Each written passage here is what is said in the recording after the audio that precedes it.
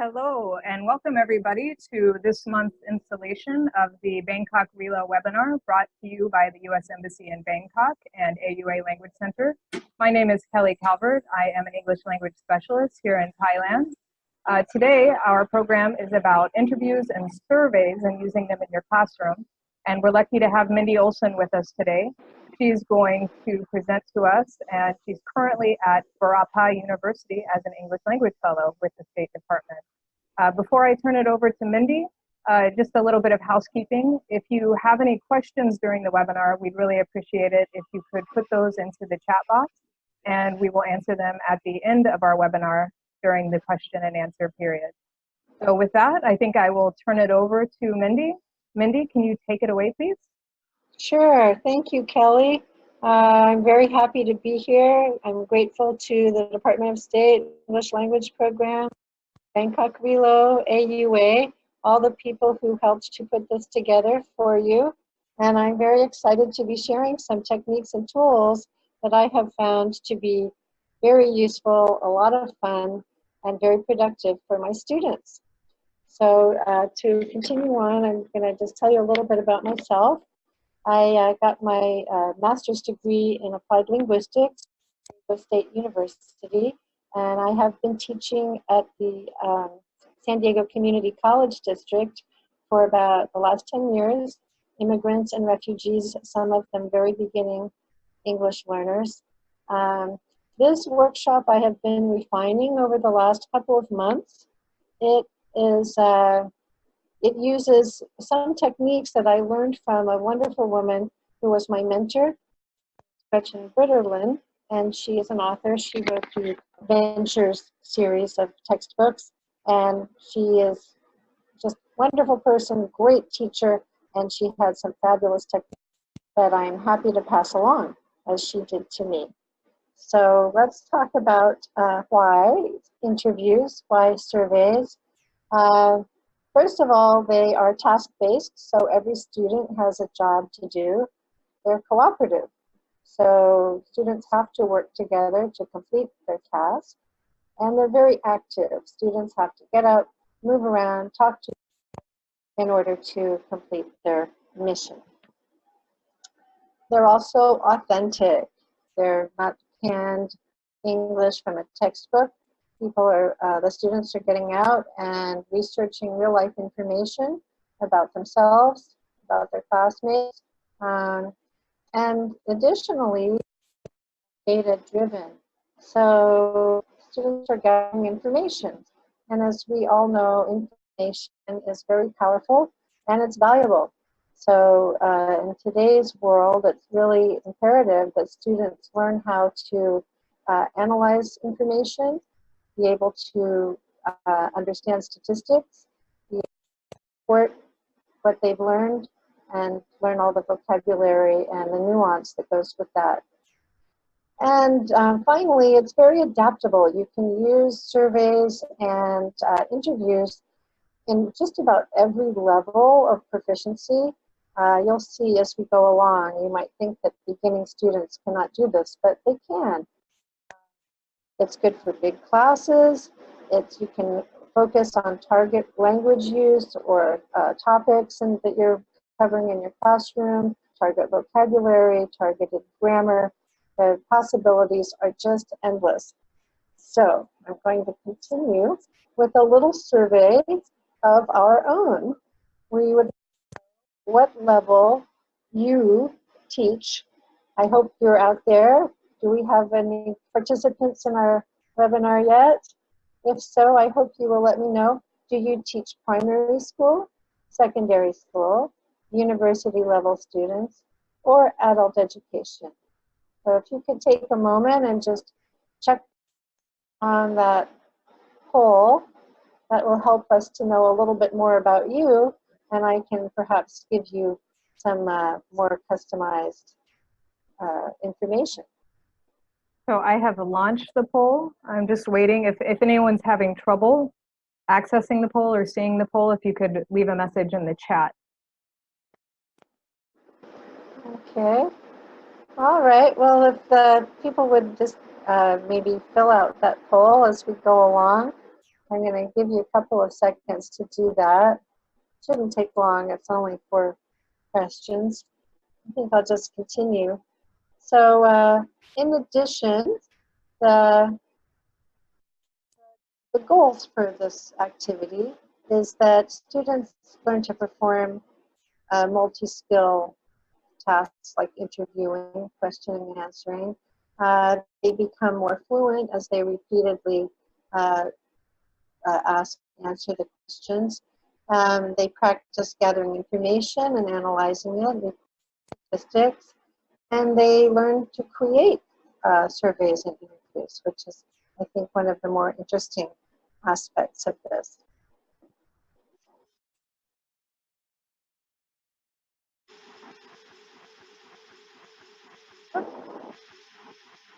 Okay, why? Kelly, I'm having a hard time making this slide continue. Oh, here we go. Okay, thank you. So it's one of the precepts of teaching language is the taxonomy of thinking skills, the lower order thinking skills in the revised Bloom's remembering, understanding, and applying, and then higher up on the higher order of thinking skills, we have analyzing, evaluating, and creating. So the nice thing about surveys and interviews is that they kind of encompass all these different areas of thinking students, and we'll try to see how that works as we go along. All right. Kelly, did we have any answers to the first survey? No, and I'm not sure if people are having trouble, so maybe we could do it in the chat box. Maybe that would be better. Oh, okay, right. Why don't we get people to, well, let's just forget if anybody wants to tell us, maybe you could combine your answers and tell us what level of students you teach, and also what part of English is more difficult for your students. Is it listening, speaking, reading, writing, or vocabulary? I know there are really 4 skills, and not one of them, but I have found that in many cases, my students who are speaking or writing, their main problem is vocabulary. If they know how to write, they understand the way of what they want to say. It's just the actual vocabulary they're having trouble with. So I put that in there. So if anybody wants to put in any information about yourself or your students, I would be very grateful to know who is out there.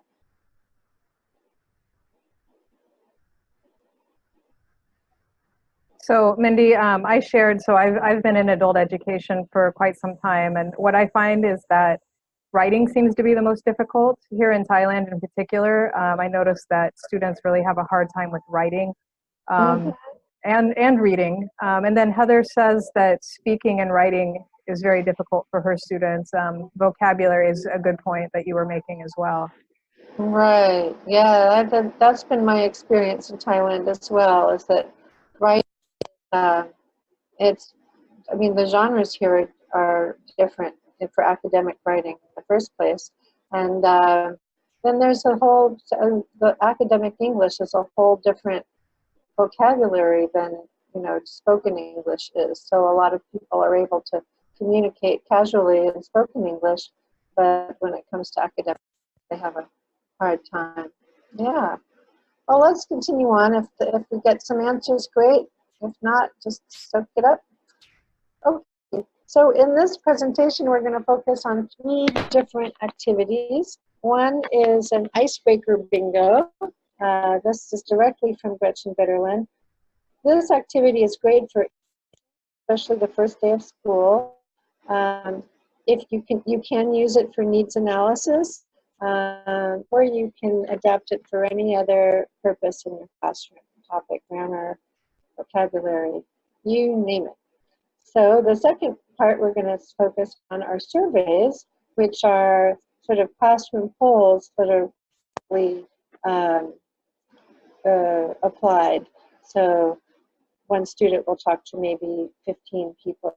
And then we have interviews, which are individual, in-depth sort of question and answer activities. And of these three kinds of activities, each one has two parts. So the first part is the activity part, where the students are going around collecting the information, speaking and listening and writing, gathering up that information.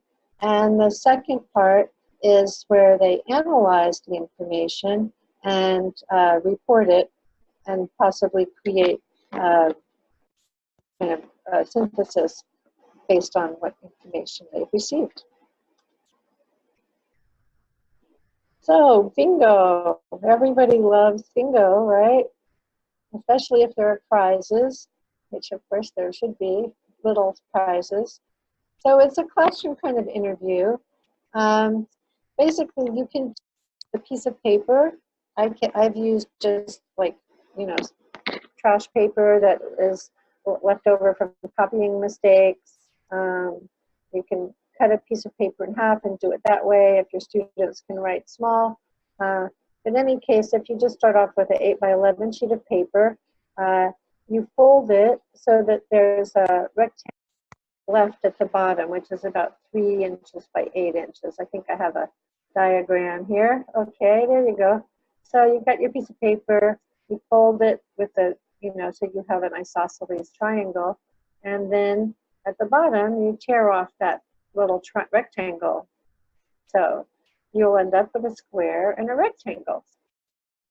So on that bottom rectangle, you ask participants to write, first of all, their name, and then the answer to some open-ended question. So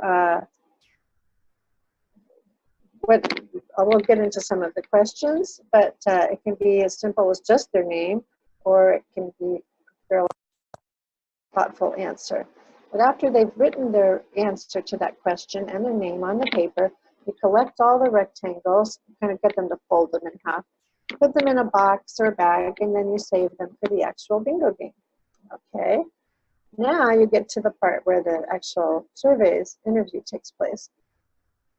So for teacher training workshops, I have used activity asking teachers to identify one challenge they have in their English language classrooms, or one strength they think they bring to the classroom as teachers. Something like that, kind of a way to get to know who the teachers are.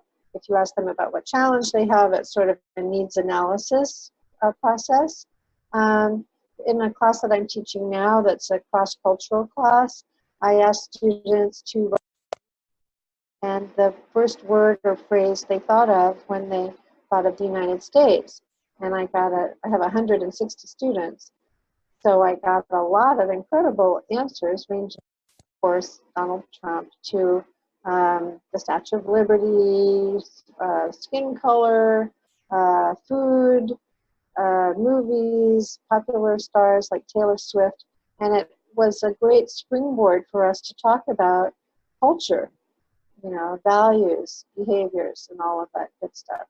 And we did kind of I collected the information and we made a scatter graph of what was most common. For beginning literacy students, you can do something as simple as just write your name on a piece of paper, and they can, as they go around the room interviewing each other, they just ask, what's your name? Can you spell that, please? Spell your first name, and it sounds very simple, but it's the kind of thing that beginning learners really need to know how to do. So once they get the alphabet down, you can do that. So now they've written this information on this rectangle. You've collected the rectangles. They're in a safe place, and the students are going to create their little bingo card. So you're going to fold the square piece of paper into thirds 2 times, creating 9 square boxes. If you do the folding, you can do TPR, so students can sort of follow you as you go along. Or if you want, you can just have students draw 4 lines on the paper, making 9 squares. There are many variations to this too. For very students, you can just take a piece of paper and fold it twice, so you've got 4 squares, and it doesn't take them, so long to go around and get the information. You can make it 6 squares and vary the bingo process. So whatever works for you in terms of time and the proficiency. So either way, the students end up with a that has boxes on it, and into the boxes they are going to write information. This is an example of what a 9-square bingo card looks like. So here's another poll. I don't know, are we getting any replies to anything out there, Kelly? Right now, just from Heather and I. Oh man, where is everybody? Well, maybe they'll watch it on the flip side. I know everybody I know in the United States is asleep, so I don't know. Anyway, so this is another poll that I came up with. I'm really kind of proud of. It's what's the strength that you as a teacher bring to a classroom? And it's adapted from the TESOL 6 principles. So knowing learners, classroom management, lesson planning, being able to improvise lesson delivery, assessing language development, or collaborating with other teachers, which is what we're putatively doing right now. So what about you, Kelly? What's your strength as a teacher, do you think, of those 6? Which would you choose? I was thinking about that actually because you sent me the poll, so I had time to think about it. And I think initially, I know technically you can't choose 2, but I think lesson planning, materials development is probably my strong suit, but through that, I come to know my learners better. So I think developing relationships with my students also. And just as a side note, Heather had a comment too, just talking about the bingo activity and how great it is to give students that platform to share personal information and get to know one another.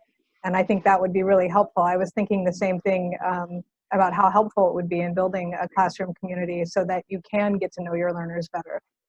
It is fantastic. And in some of the classrooms where I taught like 6, 7, 8, 9, 10 different groups of students from different countries with different languages, it was the one way that they could, you know, if you give them the question and even just you know, the most basic answers, they can go around and talk to each other without a teacher standing over them, you know, asking them questions. So it's you know, everybody wants to communicate, right? The whole point of language, and especially people who are immigrants in the U.S. and, well, I guess it's just true everywhere. So yeah, what about you, Heather? Do you have one of these 6 that you can identify as your strength? Yeah, I put knowing my learners, I think, and also I like Kelly, it was hard to choose just one, so I put also, as well as being able to improvise and kind of try to meet the learners where they're at in the class. I agree. I think that's my strength too, is being able to kind of go in and realize if something's not working, okay, let's just out of the hat and see if that's better, you know. So I think that's probably a function of, you know, I don't know, just inexperience maybe. I don't know. I'm learning more about lesson planning and classroom management, that's for sure. Okay, well, let's continue on. So you're going to, of course, have to model the process for your students, regardless of what their proficiency is. So, you know, what's your name? What strengths do you bring to teaching? And finally, your students are going to practice the interview process, and they're going to go around with their piece of paper and ask people their name and the question that is the target question. So the next bit of video is taken from a teacher training workshop that we did in Bangkok recently with AUA, and let's see if I can get it to come up here. I can see it, Mindy. You can see it? Oh, back. Let's see, I need it to flip. Nope. All right.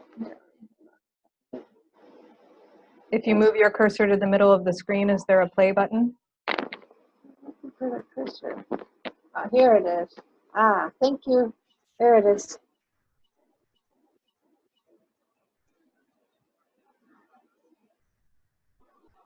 This was at a sponsored workshop with RELO Bangkok for Access teachers.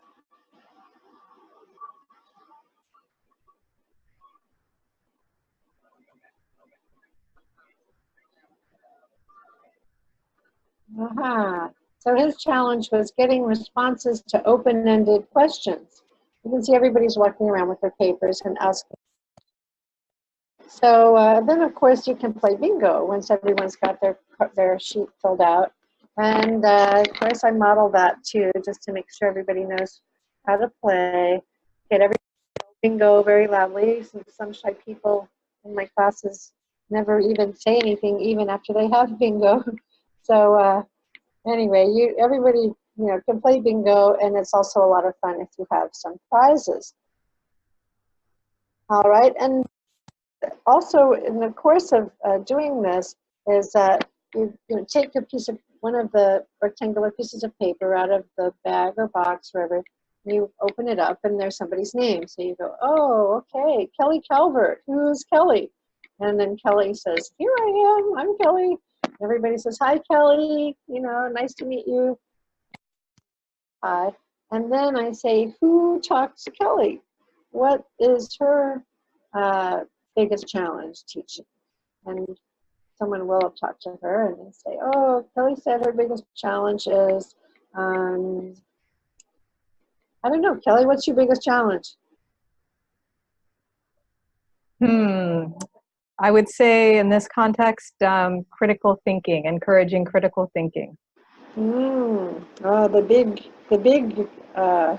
big stuff. Yeah, definitely. That's hard. That's kind of like answering open-ended questions too, right? So as you go along, you can not only get that person to stand up and be introduced, but you get to get someone else to explain to the group, how that they talk to that person and they know the answer. So anyone who has Kelly's name on their little bingo card, they put a star on that square, and then, of course, as you get 3 stars in a row, you can get bingo. Or you can play blackout bingo if you want to keep going, get the whole in and introduce as many people as possible. You can play over and over again, whatever time allows. Anyway, it's a lot of fun, and I play it a lot in my classes. And the wonderful thing is, once you get it in motion, the students take over. The teacher can just walk around and help, rough spots. But and then of course the teacher has to be the bingo MP. But the interview process is pretty self-supporting. Okay. So for this activity, you of course need a vocabulary, right? If we were going to do, for example, when I did my cross-cultural experience class, to get the students to talk about, 5 out of 10 students, said, thought of the Statue of Liberty, say, or even, so of course the nice thing about reporting statistics is everyone knows numbers. That's one of the first things students learn. So they can just, 5 Donald Trump, 5 Statue of Liberty, 5 Hollywood, stuff like that. But as the time goes on, you can teach more and more sophisticated vocabulary, including percentages and fractions. Okay, so how could you adapt this activity for your class? That's a question. Anybody out there? Kelly? Are you there? I'm here. So in terms of adapting it, I think what's fun about this activity, as you pointed out, is you could adapt it for beginners, intermediates. You could ask more difficult questions. So I think it's even a really good icebreaker and community builder. Yeah. All right. Well, let's continue on. Let's see. The next thing I want to talk about is surveys. Surveys are, what we just did was an example of a survey. What is your answer to a question?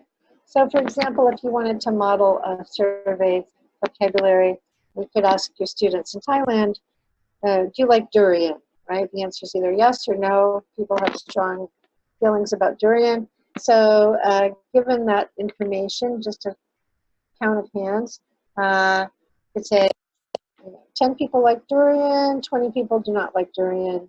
And then you can use that as a springboard to teach a little bit more vocabulary about numbers, percentages, fractions, so on. So this survey was something else we did at this AUA RELO Bangkok Access Teacher Training.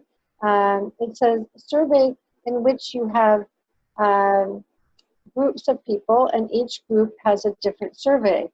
Now this activity works best if you have a square number, so 16, 25, 36, but it can be adapted regardless of how many students you have. In this case, there were 6 surveys and 6 groups of students, which makes about 36 people.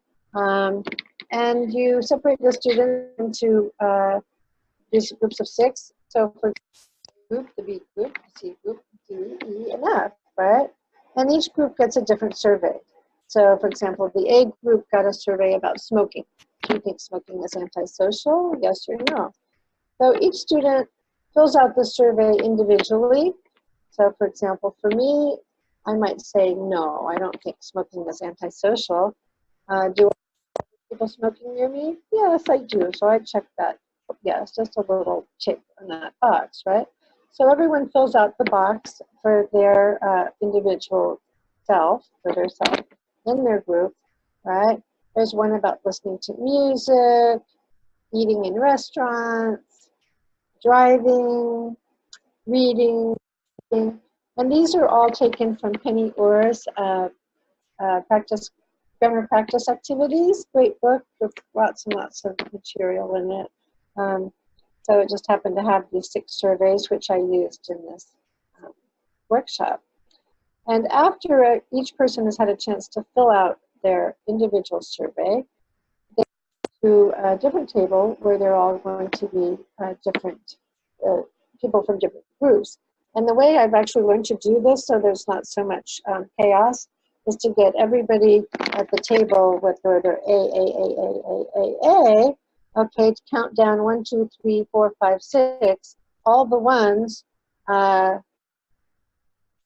to one table, right? So the person in the green is the 1, right? And then the B is a 1 and the C is a 1. They all end up at the same table. So all the 1s are, you know, one table, all the 2s are at another table. So then they can all exchange information with the other people who have different surveys, and those ask them questions about their topic as well. So for example, here is a group of people at the Bangkok.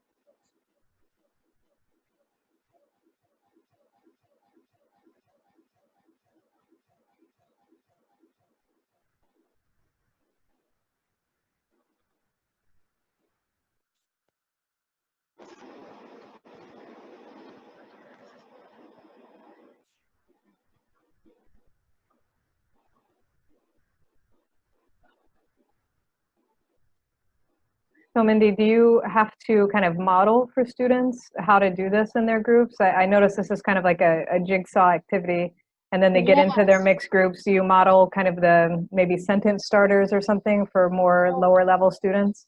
Oh yes, absolutely. You do. You should model them. Yes. Yes, especially for the lower level students. Yeah. And I was lucky in this particular group of participants. Um, you know, almost all of them were completely proficient in English, so I really didn't have to do a lot of modeling. But of course, yeah. And these were sort of higher level interviews as well. The other thing I think I should point out is that you want these interviews not to be the first thing you do with the vocabulary. They're activities that you want to do after the students have learned, talked about and learned the vocabulary, after they've practiced and learned the grammar points. These particular surveys, they're all kind of have to do with do you like shopping? You know, so it's kind of the verb plus the gerund. It's a little more advanced, you know, grammar format too. So, but yes, definitely, you want to prep them with a lot of, you know, the vocabulary they're going to need. They're going to understand the grammar that they're going to be practicing, and you definitely want all over. Yeah, thank you for pointing that out. Yeah, thank you. I love this activity. Yeah, it's a lot of fun, and the great thing about this too is once you get it set up and everybody's on board, you can just step back and circulate, and you know, make sure that everybody is kind of not having any problems.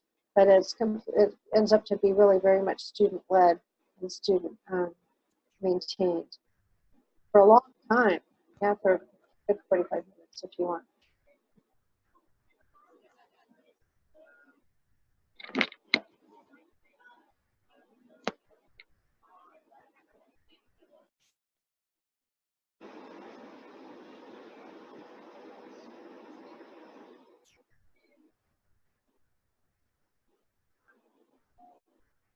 And the other thing too, you know, I like to encourage my students, if they're going to be practicing speaking, which this is definitely a speaking activity, to kind of give complete answers. I mean, it is tempting to just go around the table and go yes, no, no, yes, no, yes. But the more times you ask the question, the better you're getting at asking the question. And the more times people give a complete answer, like yes, I do, or no, I don't, the better they are at giving those short answers. So I really do like to encourage kind of a complete conversation. You know, if it turns out to people want to go faster, that's not a big problem. So then after they've had a chance to collect all the information about so as they go through, they've got their surveys and they're ticking out yes or no for all the different people at their table, and collected all the answers for the 5 people, let's say, at the table. They're going to come back to their original group, and all the other people will return from their separate tables where they've collected information about their topic or same topic. And now you've got 6 people who have talked to about 30 other people. They have, including them, they have 36 responses to these questions. So now they can start to process the information. So in this case, what's great is you can start to do the role play that we've examined in other webinars that is so valuable and really fun for so in this case, I think I asked the students or the participants to take on 6 different roles. There was the discussion leader, speaker, well, a calculator, right, the person who would crunch all the numbers, a writer, a speaker, a timekeeper, and these roles are very flexible. You can change them, create new ones, combine 2 to make 1. The more you work with them, the more fun and adaptable you'll find that they can be. So then at that point, you allow the students about, you know, whatever time period they need to calculate the results, and then another time period to write down their analysis of those results. And then you give the speakers a few minutes to deliver the report from your group. So it's a great total package. It has students working together. Task. They're very self-motivated, very student-centered activity, very active. They're talking to each other, getting a lot of really authentic information. One thing I noticed too, there was one interview that he was asking, do you prefer watching television to reading? And everybody around the table went, no, no, no, no. And the last guy kind of, no, you know. My question would have been to him like, well, are you just saying no because everyone else said no, or are you, do you really prefer, reading to watching television? So you can, as students comfortable with this kind of thing, they can learn to negotiate meaning a little bit more too. All right. Yeah, it's interesting that you say that, Mindy, because I wonder how honest, depending on the content, how honest people would be on a face-to-face poll versus, an anonymous poll, for example. Very true. Yes. Yeah. I was surprised. This next woman, she's reporting on the smoking poll, right? The smoking survey. And she said, I think it was like 75% of people think smoking is a bad habit or something. Like, really? 5% of people think that's a good habit? I was surprised that not 100% of people agreed that it was a bad habit, that there were enough people who were independent thinkers to stand up for whatever they were believing in.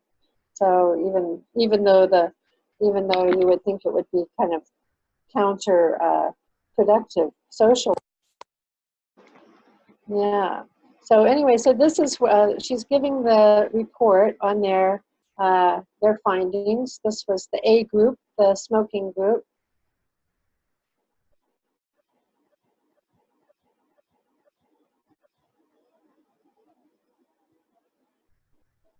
So I'm not getting audio on my end, Mindy. Oh, you're not? No. I think the audio is not very good. Basically, I think she said the overwhelming majority of people said that they think that cigarette sales should be prohibited for people under 18. That was her report.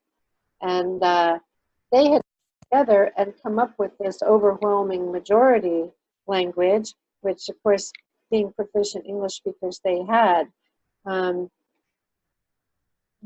Being able to report numbers, to be able to report statistics, to be able to report data, you're going to need to teach the vocabulary separately.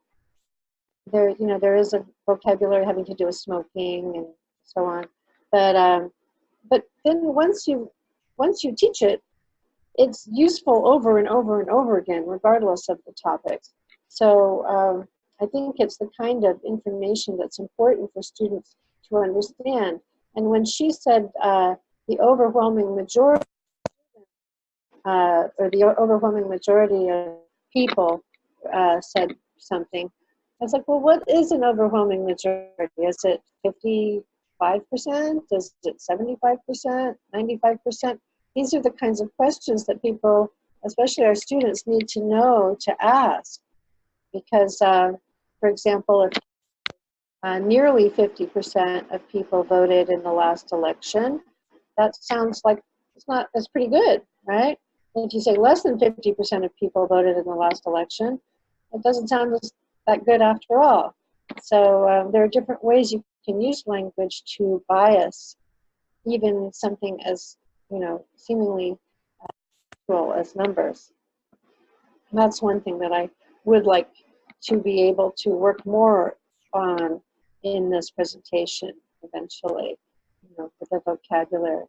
Anyway, we probably should move along. So the question is, what kind of information is generated here? It's all sort of binary information, yes or no.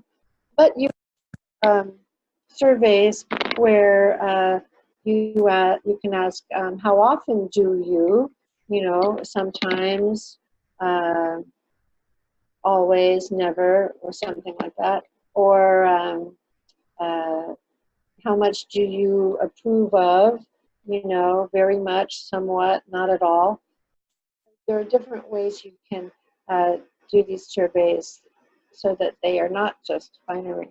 But again, you would have to report them in different ways. Okay, so the question is, how would you adapt this activity for your classroom? Any ideas out there? Yeah, I could see, for example, if you were, this would be obviously a much more advanced, higher level class, if you were teaching like a book, you could take some of the themes or some of the critical problems from the book and create surveys around those issues. Yeah, definitely you could. That's true. Yeah, and I've actually been working on other, I had a different survey that I was working on for that workshop, and it was much more simple. It was about the environment, and I think I'm going to use it in my own classroom in a couple of weeks for Earth Day. That it's, you know, I had it separated into plastic, water, energy, transportation, and I forget what the other one was, electricity, I forget. But anyways, I had like I think I had like one or two questions, and I thought, well, what I think I would ask my students to do is I'll give them two questions in each category, them as a group to write one or two questions to complete the survey, so that as a group they will have co-created the survey, and then they can go around and ask their own questions. So that's sort of the higher order thinking that we're hoping for. Yeah, and Heather had a great point too. She was saying that you could have students survey their families and report back to class, or even their friends or people in the community.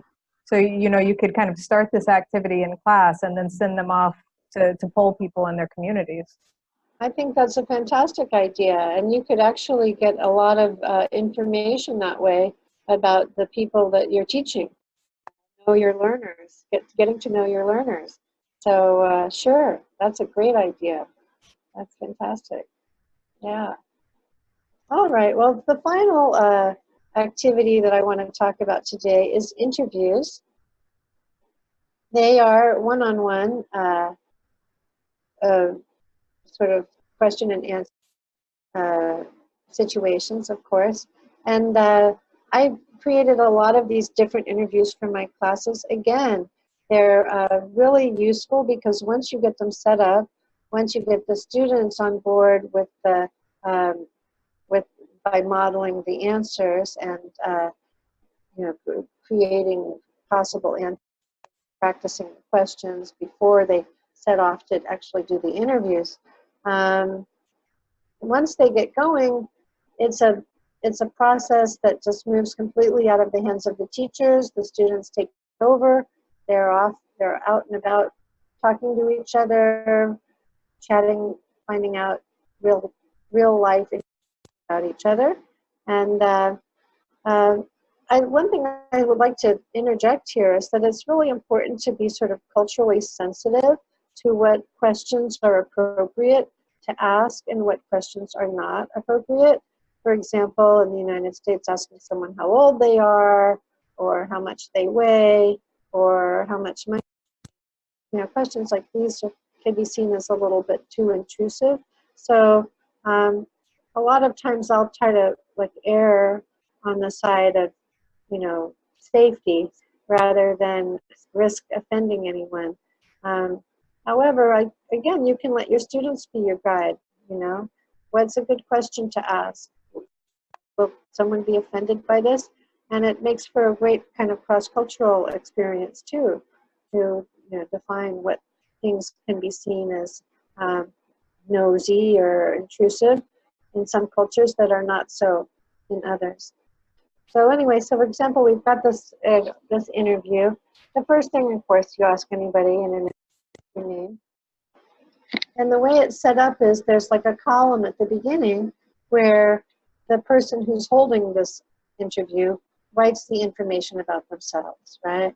So now to answer these questions, however, you're going to need to model them, especially because they're open-ended questions. So do it with my own self first, right? What's my name? Mindy, whatever you like to do in your free time. And I get the students to ask me almost as a chorus, right? So what do you like to do in your free time? Mindy, and I can answer. And then I write the answers on the board, right? And before we even start with this interview, I think it's a very good idea to have a discussion with the class. You know, what do you like to do in your free time? And you can write a bunch of stuff on the board, and that way you have a bank of answers for students to pick from. Maybe they don't see the one that's the perfect one for them, but a lot of times they'll just pick one that works for them well enough, so they'll have something. Or they can talk to people. How do you say this in English? They'll come up with some answers of their own. So anyway, of course, model the first column, and then we get a lot of the different answers up there. Make sure the students can see them, and practice saying them, practice pronouncing them, and then set them interview their classmates. So you can see here there are 2 columns. Usually it takes quite a while for them to interview one classmate, especially if you have more questions than just these 3 or 4. So if you want, if you want to increase the fluency, you can add more columns so they can talk to different people and ask the same question. If you want to expand the vocabulary and the range of the conversation, you can add more rows with more questions. So it's really up to you as a teacher. You can adapt it as you wish. But yes, modeling. And the other thing about this, because so you're going to brainstorm the answers and practice them, and model the questions, model the answers. So then the students interview each other. Again, you can get students to create their own questions, create their own interviews. Interviews out of the classroom, as Heather said, right? You can, what I do try to emphasize with my students, the danger is when you have that first column where it says my answers, a lot of times students will just look at that column and copy down the answers on their paper without actually asking the question. So I will oftentimes have students fold the paper so that that column is under the fold and they can't see it, or they just have to peek at it to answer the question, but they can't show it to the other student. Or sometimes I'll just seat them back to back so that they can't see the other one's paper, and they have to pretend like they're talking on the telephone. So because it is a speaking activity, we want to encourage speaking. So here's another idea for interviewing people in the community. I know the Access program, one of their priorities is, one of the goals rather, is to increase activity in the community, and so I thought this might be a fun way to do that.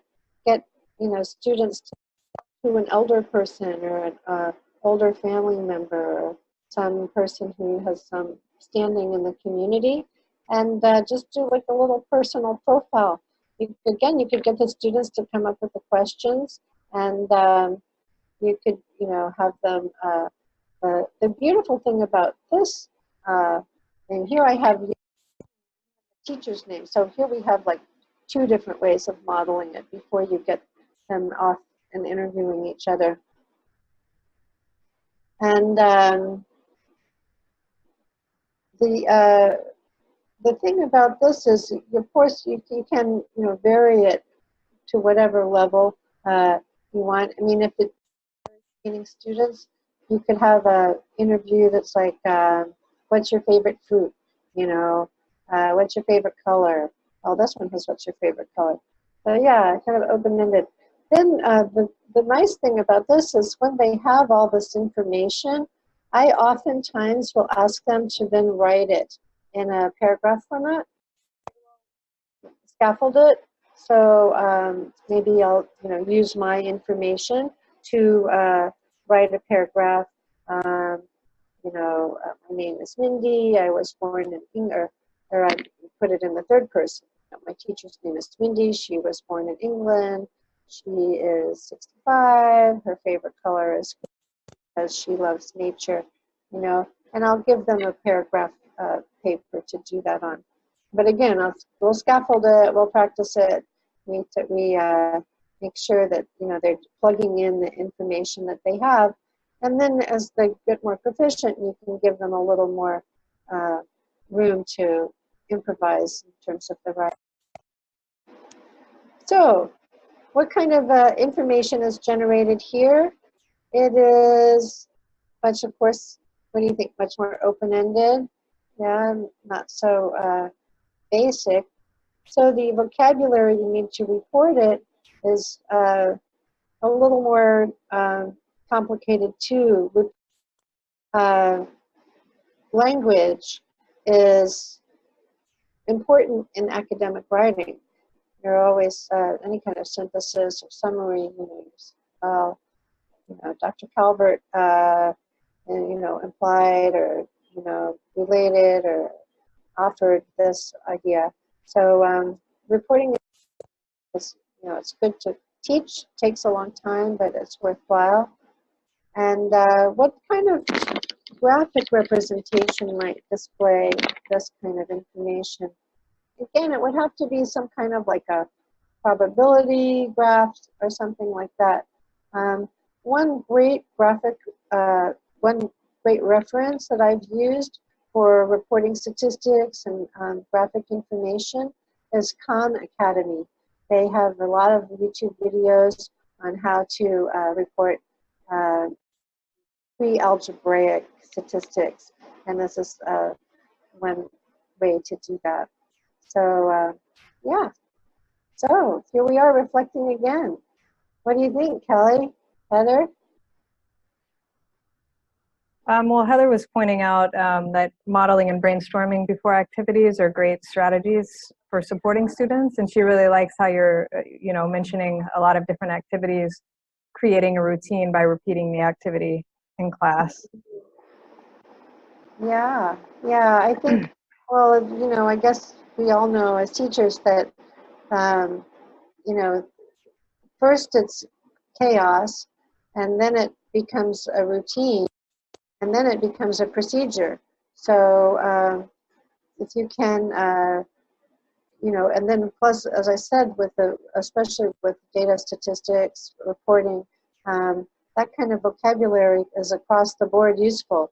So once students know how to report numbers, percentages, fractions, and all that, they're going to be able to use that over and over again as they analyze different kinds of data. So yeah, I agree. It is important to do these activities over and over again, and I always regret that I don't have time in my classroom to do these even every other week. Maybe I'll do them like 2 times in a semester or 3 times. But when I was in San Diego, I did do either bingo or interviews, usually about once a week. So that worked out pretty well. All right. Well, is there any activity, in terms of people watching? Is it just us? I think we can move on. Yeah. Okay, good. Well, maybe We're kind of getting close on time, so. All right. I hope this will be a document, that people can refer to in the future if they're interested in this topic. It's got a lot of great information, and so I hope that somebody will benefit from it down the road anyway. So anyway, yeah, so about online surveys, they're great, and they do use a lot of the higher order thinking, but they don't use the speaking and listening skills that the paper surveys do. And so that's why, especially in classrooms, I prefer the paper surveys. And again, if you don't have papers, you can just have students write these in their notebooks, copy down the grids or whatever, and they can just do it in their notebook. So anyway, here are my references, and thank you. I hope, somewhere along the line, these new techniques can help you in your classrooms. If anyone has any information or questions, or they want to share any kind of techniques that they're trying out in their classrooms and how it's working out, or techniques with me that I can use, please tell me about it. My email is right here at the bottom. So thank you, Kelly. Thank you, Heather. Thank you, Mindy. I really appreciated your webinar tonight. I thought the activities were spot on and so helpful, and I want to continue this conversation with you offline because I have so many thoughts about media literacy and things that we could go on and on about. So thank you very much for your time and for doing this webinar tonight. Well, thank you. Thank you yeah. very much. And thank you, Heather, for your help too. Your comments were both from both of you very to the point and interesting as well. So I really appreciate those. Thank you, Mindy. So on behalf of RELO Bangkok and AUA Language Center, I'd like to thank everyone for listening and tuning in. We'll be back next month with another installation. You can follow us at RELO Bangkok and AUA Language Center on Facebook for updates. Thank you and see you next time.